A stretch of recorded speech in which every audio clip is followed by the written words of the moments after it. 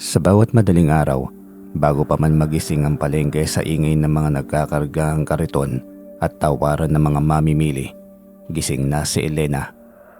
18 taong gulang pa lamang siya, ngunit ang mga mata niya'y tila matagal nang nakikitaan ng mga luwang hindi dapat masilayan ng isang dalaga. Ang kanyang buhok na dati mahaba at makintab ay palaging nakatali ng maigpit.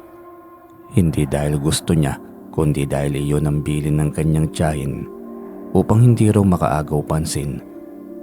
Ngunit kahit anong pagtatago ang gawin, hindi may tatanggi ang likas na ganda ni Elena. Isang ganda na para bang isinilang upang magbigay liwanag sa madilim niyang kapalaran. Habang binubuhat niya ang mabigat na banyera ng isda, sumasagi sa kanyang isip ang mga alaala ng nakaraan. Noon, ang palengke ay hindi lamang lugar ng paghihirap kundi tahanan ng masasayang tawanan. Ang mga magulang niya, sina Mang Andres at Aling Rosa, ay kilalang mababait at masisipag na tindera ng isda. Mayroon silang maayos na pwesto, taging sariwang paninda, at higit sa lahat, may ngiti sa bawat transaksyon. Sa likod ng palengke may sarili silang bahay, simple ngunit puno ng pagmamahalan. Ngunit isang araw, biglang nagbago ang lahat. Isang hindi may paliwanag na karamdaman ang tumama sa kanyang mga magulang. Unay ang ina niya ay nilalagnat, nang ihina at unti-unting nawala ang sigla. Ilang linggo lamang ang lumipas ay sumunod ang kanyang ama. Dinala sila sa ospital. Pinapatingnan sa kung sino-sinong doktor, ngunit walang makapagbigay ng malinaw na sagot. Parang isang sumpang sabay na bumagsak sa kanilang pamilya. Sa loob ng 3 buwan ay iniwan si Elena ng kanyang mga magulang. Mag-isa sa mundong hindi niya kilala. Sa libing pa lamang ay ramdam na niya ang lamig ng tadhana. Hindi pa man tuluyang natutuyo ang lupa sa puntod ng kanyang magulang. Naroon ang tiyuhin niyang si Ricardo, kapatid ng kanyang ama, kasama ang asawa nitong si Belen.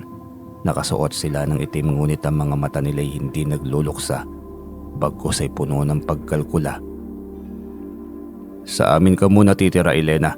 Wala ka namang ibang mapupuntahan." Malamig na wika ni Ricardo noon. Hindi pa man siya nakakabangon sa sakit ng pagluluksa, napasubo na si Elena sa panibagong impyerno. Makalipas ang ilang linggo, unti-unting inangkin ni Ricardo ang lahat ng naiwan ng kanyang kapatid. Ang tindahan ng isda, na bunga ng pawis at dugo ng kanyang mga magulang, ay ipinangalan sa kanya.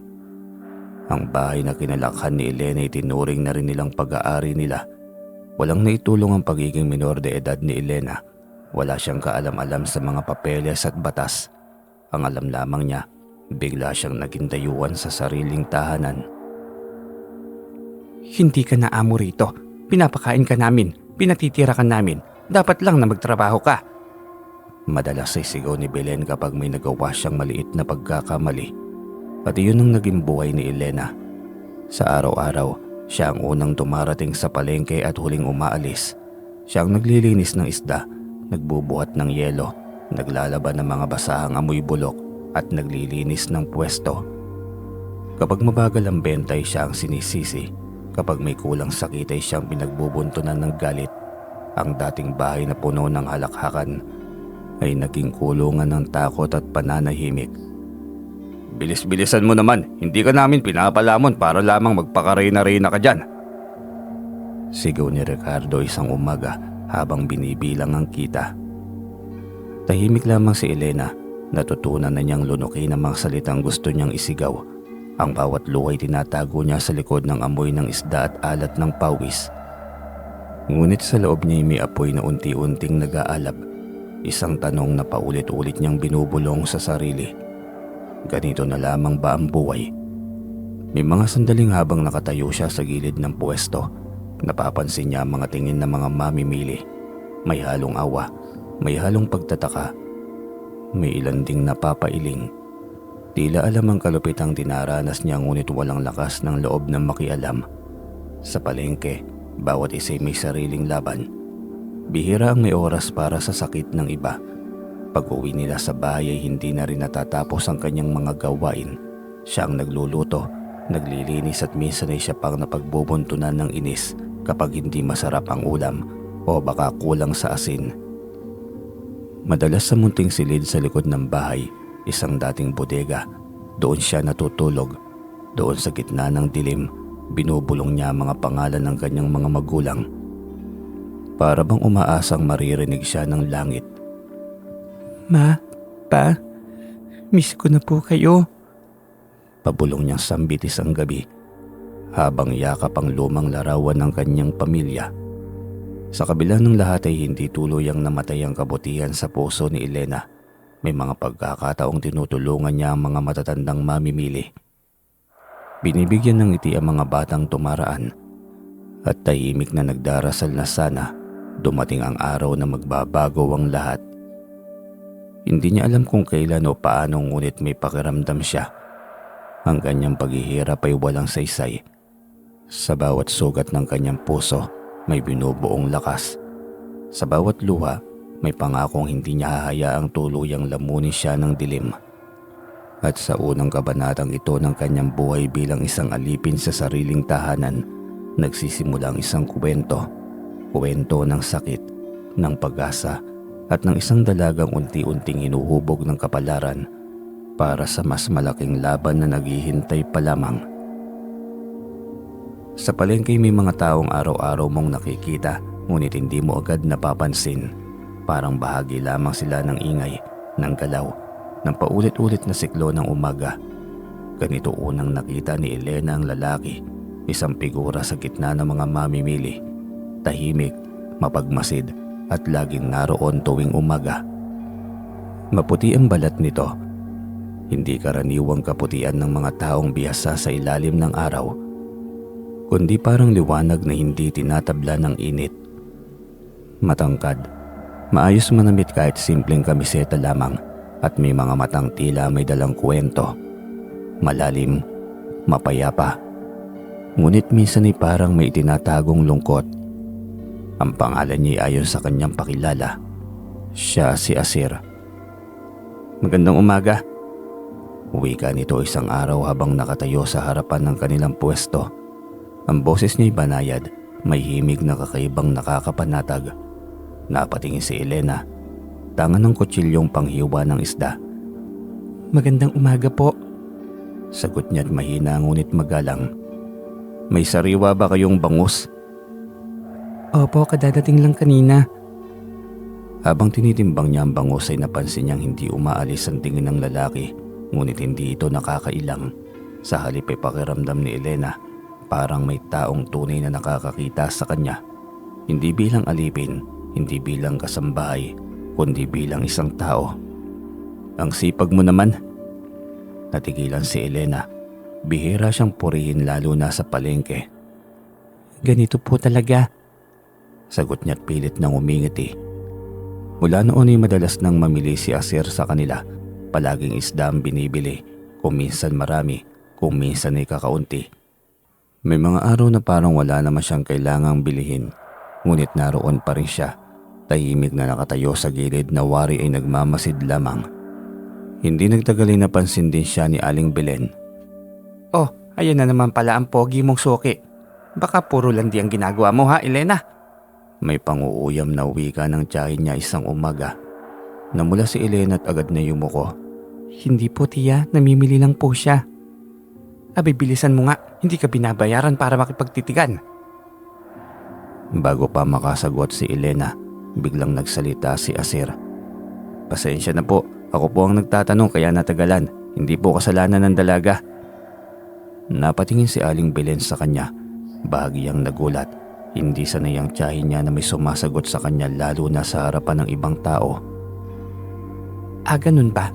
E di bilhin mo na yan at umalis ka na. Pilit ng ngiti ni Belen ngunit may bahid ng inis. Tumango lamang si Asir at iniabot ang bayad, higit pa sa tamang halaga.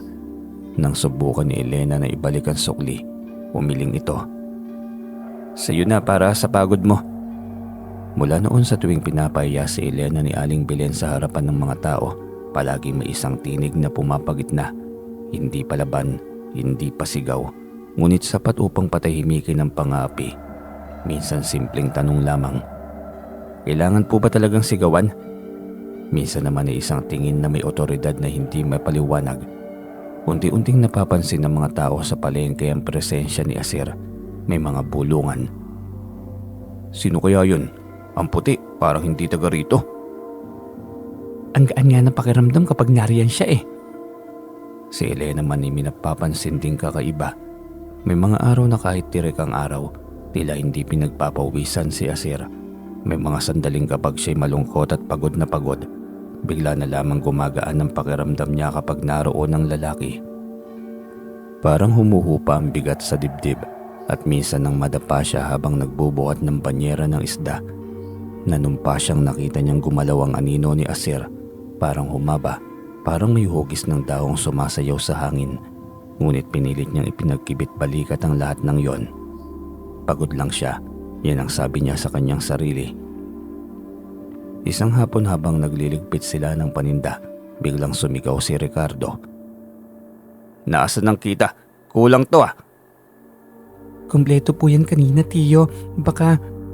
Sumasagot ka pa, magnanakaw ka na nga, bastos ka pa!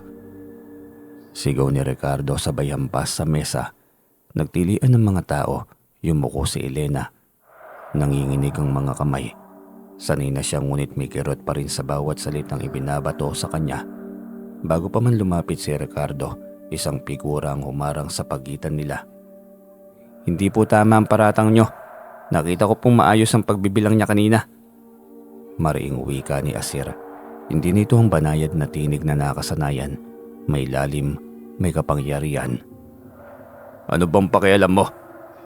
May pakialam po ako dahil mali ang inaakusa nyo. Sandaling nagkatinginan ng dalawa at sa hindi may paliwanag na dahilan, si Ricardo ang unang umiwas ng tingin. Umalis ka nga rito. Tahimik namang umalis si Ricardo, bitbit ang galit na parang napigil ng isang puwersang hindi niya kayang banggain. Nang gabing iyon habang naglalakad pa uwi si Elena, kasabay si Asir hanggang sa kanto. Salamat po. Hindi ko po alam kung paano kayo pasasalamatan. Ngumiti si Asir, ngiting may kakaibang liwanag. Hindi mo kailangan magpasalamat, hindi ka dapat inaapi. Tila po palagi kayong nariyan kapag kailangan ko. Sambit ni Elena, may halong pagtataka. Saglit na tumingin si Asir sa kalangitan kung saan ang mga bituin ay unti-unting sumisilip. May mga nilalang na itinadhana talagang magbantay. Hindi na siya nagtanong pa. Alam niya kung bakit, ngunit pakiramdam niya hindi pa oras upang maunawaan ng lahat. Ang alam lamang niya sa gitna ng palengke na puno ng ingay at kalupitan, may isang lalaking may lihim na anino, isang liwanag na unti-unting pumapasok sa madilim niyang mundo. At hindi niya alam na ang lalaking yon ay hindi lamang basta tagapagtanggol, kundi isang engkantong matagal na nagbabantay na sa kanya mula pa nung siya'y mawalan ng lahat. Isang gabi matapos ang isa na namang araw ng pagod at pangalipusta, nakaupo si Elena sa likod ng bahay sa munting espasyong minsang tinawag niyang silid.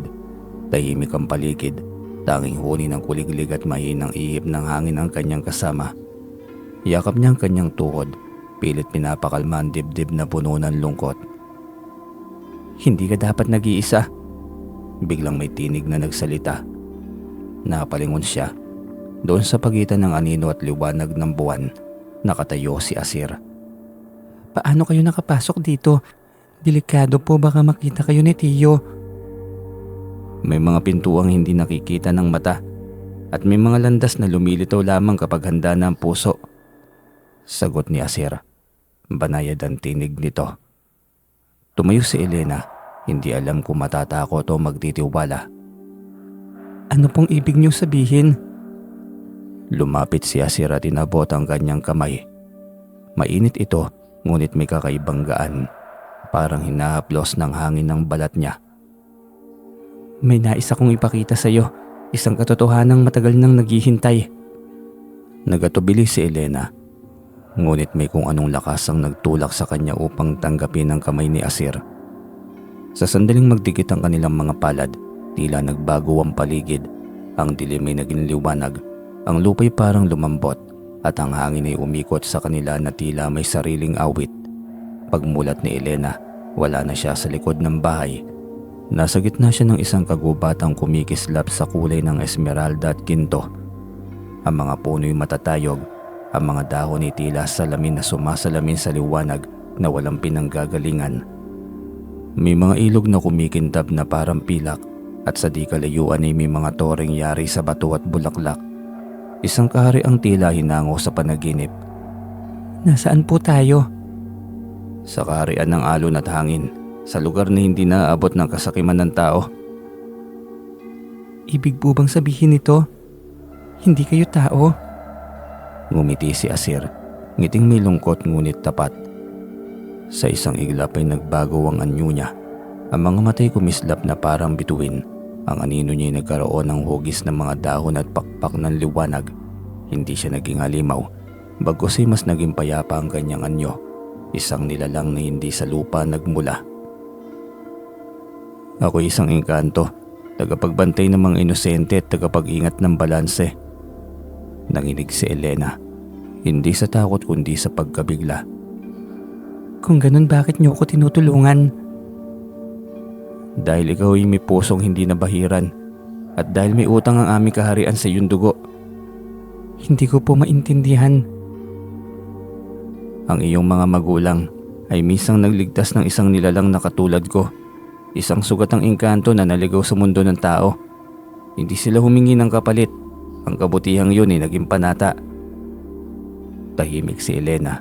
Ang mga alaala ng kanyang mga magulang, ang kanilang kabaitan, ang kanilang mga ngiti ay muling nabuhay sa kanyang isipan.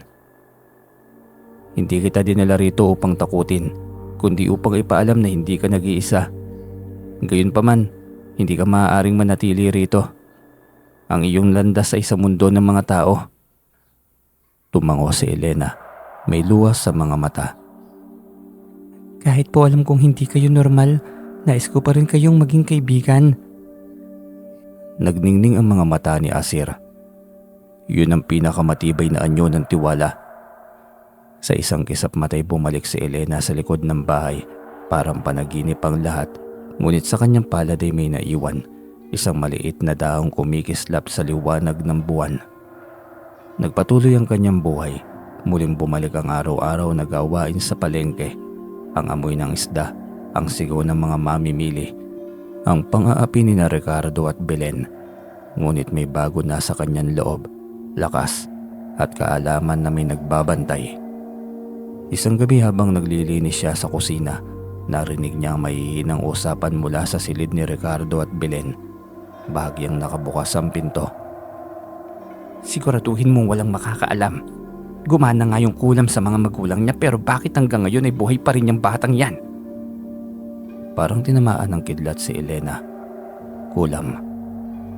Hindi ko rin maintindihan. Dapat matagal na rin yan eh. Pero biglang laging may humaharang. Hindi kaya may nagbabantay dyan. Kailangan na nating tapusin to. Kapag nawala si Elena, wala nang makakahabol pa sa mga ari-arian. Nanlamig ang buong katawan ni Elena. Pinilit niyang huwag gumawa ng ingay habang dahan-dahan siyang umatras. Sa dibdib niya nagsisiksikan ng takot, galit at lungkot. Pinatay nila ang kanyang mga magulang. Ang katotohanan ay mas masakit kaysa sa anumang palo. Nang gabing iyon ay lumabas siya ng bahay at umupo sa ilalim ng puno sa tabi ng kalsada. Umakyat siyang mahina ngunit puno ng puot at pangungulila. Asir? Hindi nagtagal ay naramdaman niya ang banayad na hangin. Lumitaw si Asir sa harapan niya. Seryoso ang muka. Alam ko, narinig ko ang lahat. Gusto nila akong paslangin tulad ng ginawa nila sa mga magulang ko. Hindi ka nila magagalaw hanggat narito ako. Hanggang kailan? Habang buhay po ba ako magtatago? Tumingin si Asir sa kanya. May tapang sa mga mata. May panahon para magtiis at may panahon para lumaban. Hindi kayo pinanganak upang maging alipin ng kasamaan. Huminga ng malalim si Elena at tumayo. Sa kabila ng takot ay may tumitibay na pasya sa kanyang puso. Sa likod ng payak na buhay ng isang tindera ng isda, nagsisimula ng gumalaw ang kapalaran. At sa bawat hakbang ni Elena, may isang engkantong nagbabantay. Handa siyang ipagtanggol hanggang sa dumating ang araw na ang katotohanan ay tuluyang maghahatid ng hustisya. Hindi agad dumating ang paghihiganti. Hindi ito dumating na parang bagyo, biglaan at walang babala. Dumating ito kay Elena bilang isang mabigat na pasya. Dahan-dahang umuukit sa kanyang puso sa bawat alaala ng kanyang mga magulang, ang haplos ng ina sa kanyang buhok, ang halakhak ng ama tuwing may magandang benta sa palengke. Ngayon, alam na niya ang katotohanan. Hindi sakit ang pumatay sa kanila kundi kasamaan. Ang ina ni Belen, isang batikang mangkukulam na kilala sa liblib na bahagi ng bayan. Isang matandang babaeng biyasa sa itim na orasyon at karunungan. At sumpang mga ipinapasa sa mga inosente. Siya ang ugat ng lahat ng sakit. At habang siya'y nabubuhay ay walang ganap na katahimikan na makakamit si Elena. Asir, handa na ako. Wika ni Elena isang gabi. Matatag ang tinig kahit nanginginig ang mga kamay. Lumabas si Asir mula sa anino ng puno. Ang mga matay kumikislap sa liwanag ng buwan. Alam mo bang delikado ang tatahakin mo? Oo, pero mas delikado ang manatiling tahimik. Hindi na siya pinigilan pa ni Asir. Sa halip ay inilahad niya ang katotohanan, ang mangkukulam. Ang matandang si Sagaraya ay hindi basta-basta mapupuksa. Pinoprotektahan ito ng mga anting-anting, ng mga sumpang inilagak sa lupa at dugo. Isang maling hakbang at maaaring mapahamak si Elena. Ngunit hindi na umatras ang dalaga. Sa gabing walang buwan, dinala ni Asir si Elena sa gilid ng isang gubat na tila ayaw pasukin ng liwanag.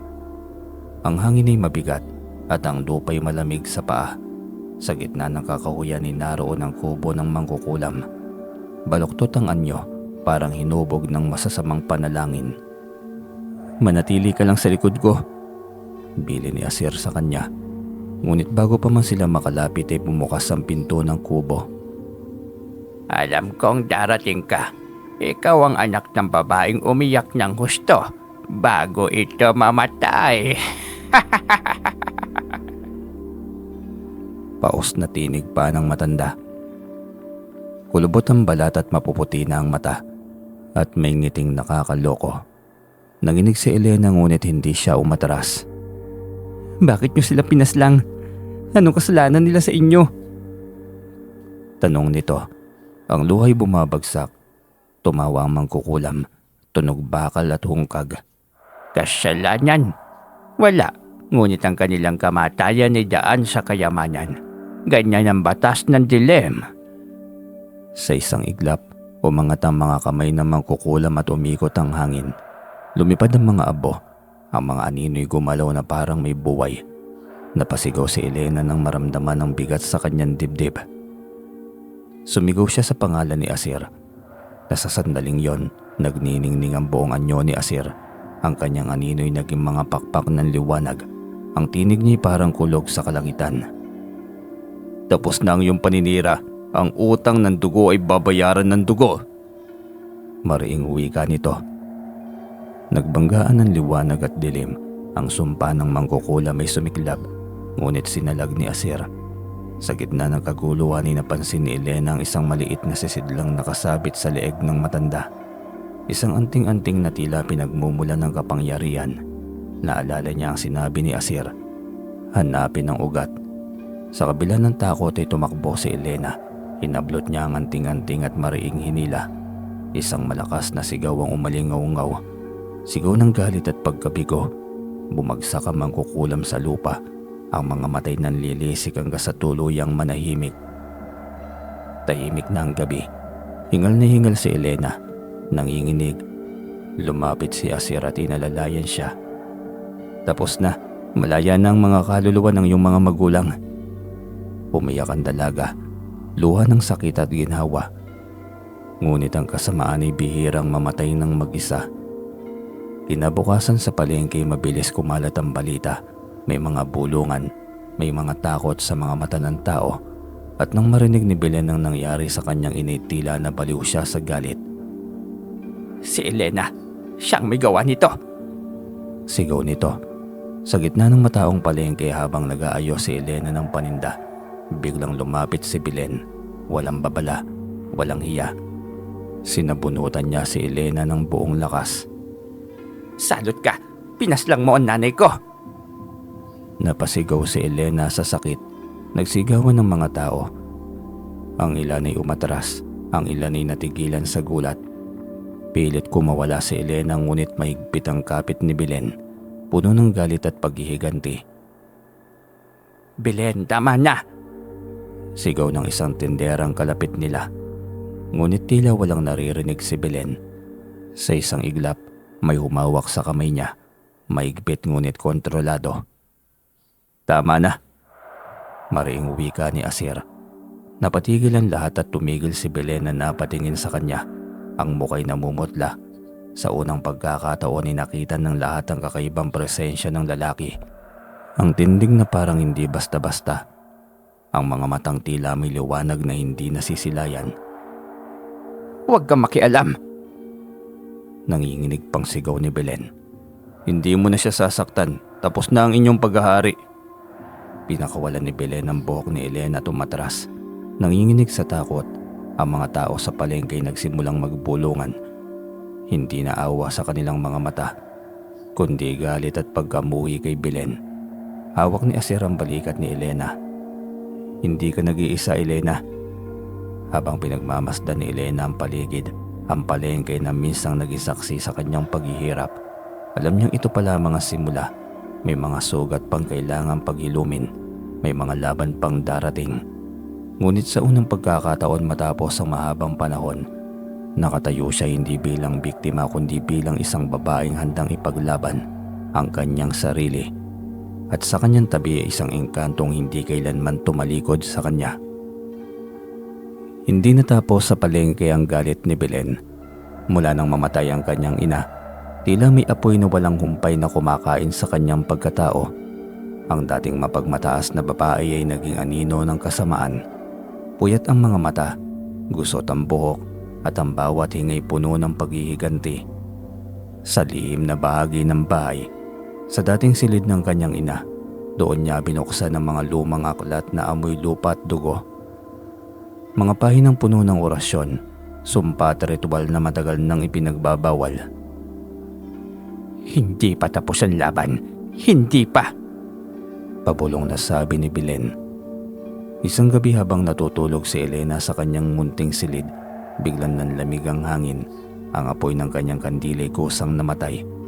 At ang katahimikan ay nabasag ng mahinang bulong. Mga salitang hindi niya maintindihan ngunit tumatagos sa buto. Napabalikwas siya. Sumakit ang kanyang ulo. Tila may pumipilipit sa kanyang isipan. Ang dibdib niya parang sinasakal ng kamay na hindi nakikita. Sa dilim ay nakita niya ang anyo ni Belen. Hindi pisikal kundi aninong nababalot ng itim na usok. Hindi ka makakatakas. Susunod ka sa mga magulang mo. Nanginginig si Elena. Sa isang iglap ay nagliwanag ang paligid at lumitaw si Asir. Nakatayo sa pagitan ni Elena at ng sumpa. Ipinatong niya ang kamay sa noo ng dalaga at agad na humupa ang bigat sa kanyang dibdib. Mahina ang kulam. Galit ang pinanggagalingan. Hindi tunay na lakas. Kinabukasan, hinarap nila si Belen.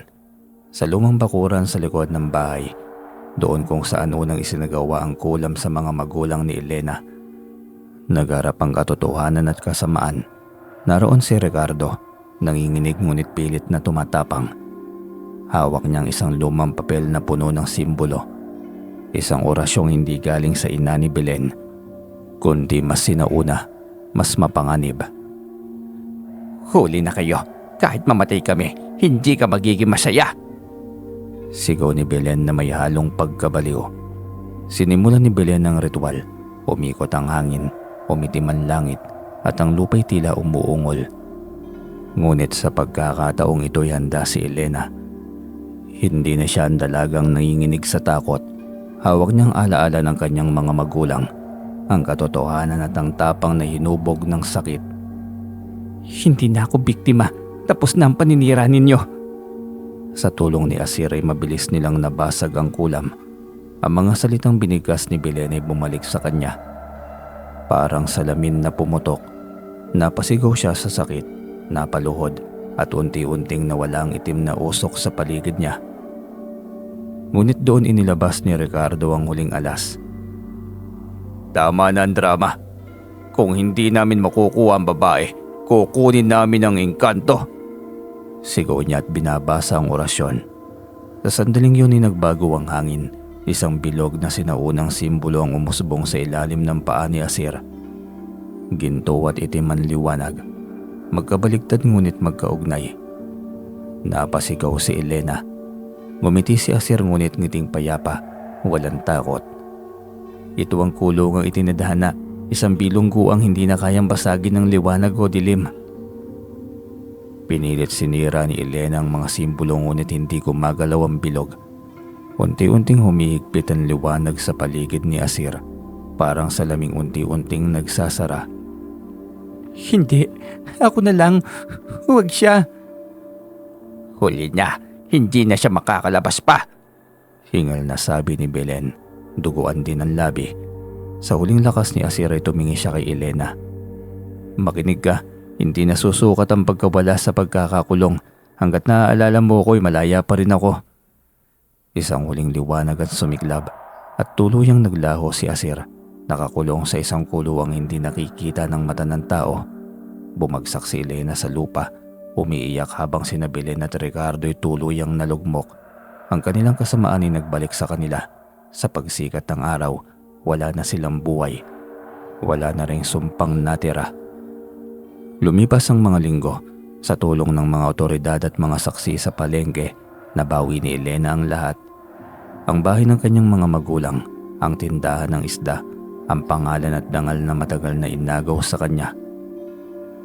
Muling nabuhay ang pwesto sa palengke, ngunit ngayon si Elena na ang may-ari, hindi alipin kundi isang babaeng iginagalang.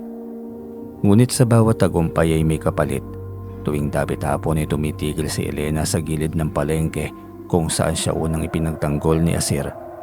Doon siya nakatayo, tahimik, tanga ng maliit na dahong misang ibinigay sa kanya. Kumukupas na ngunit hindi nawawala. Bumulong siya ng pasasalamat sa hangin. Minsan sa pagitan ng liwanag at anino, tila may banayad na ihip ng hangin na humahaplo sa kanyang buhok, parang sagot na hindi binibigkas. Sa huli ay natutunan ni Elena na ang hustisya ay hindi laging nagdadala ng lubos na ligaya.